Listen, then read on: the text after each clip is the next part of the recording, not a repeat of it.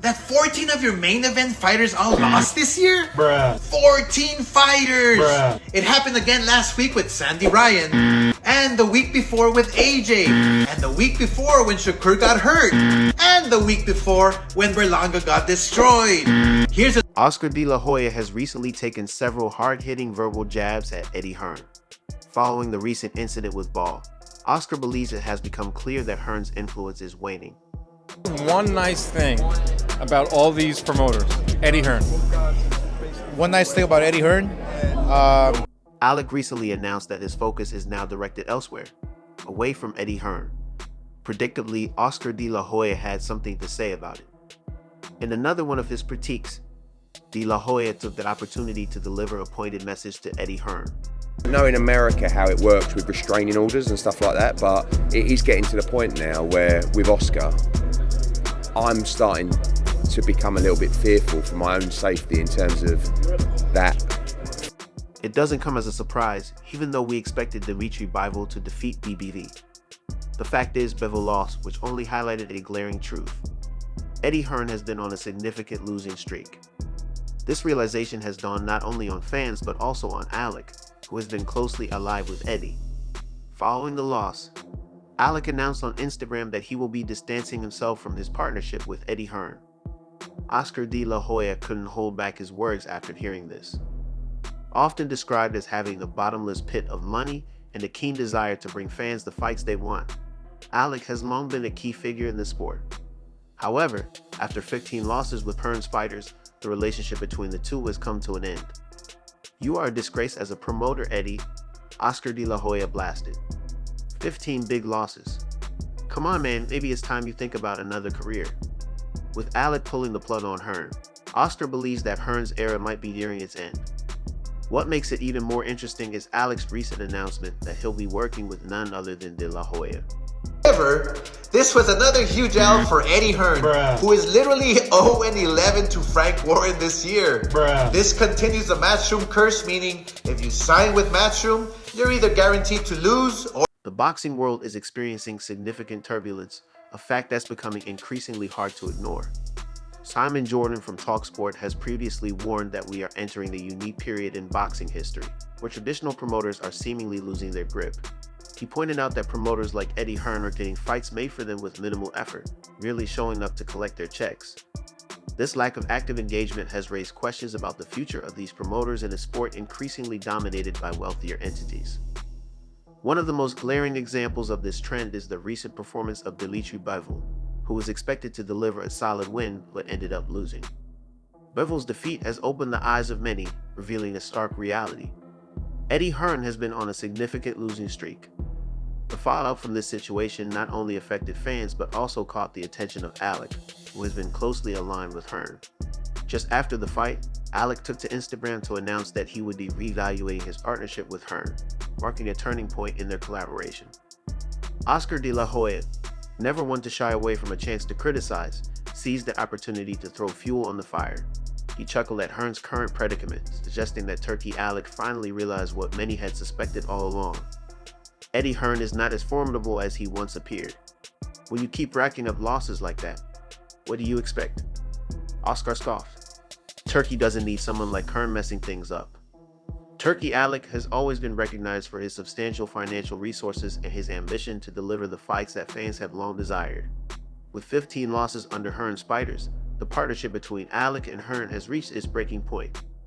De La Hoya's biting commentary on Hearn's failures echoed this sentiment. "You are a disgrace as a promoter, Eddie. Come on, man, maybe it's time you think about another career." The implications of Alec's decision to part ways with Hearn are profound. If you consider Alec's substantial backing, it begs the question, will he continue to rely on traditional promoters like Eddie Hearn, or will he forge his path in boxing? As Alec distances himself from Hearn, it seems increasingly likely that he might not need the middlemen or agents that have traditionally facilitated boxing promotions.